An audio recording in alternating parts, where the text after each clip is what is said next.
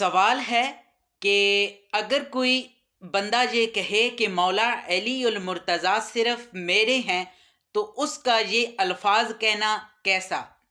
دیکھیں، بڑا پیارا سا سوال ہے، اپنی طرف سے پیارا سا جواب دینے کی کوشش کروں گا۔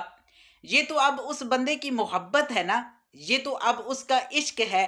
میرا ماننا یہ ہے کہ پہلے اس نے مولا کائنات سے محبت کی، اب محبت کرتے کرتے وہ مولا کائنات سے عشق کر بیٹھا، اور اب عشق کی اس کنارے پر ہے کہ وہ اس چیز کو ایکسیپٹ ہی نہیں کر پا رہا کہ میں مولا کائنات کو کسی سے تقسیم کروں۔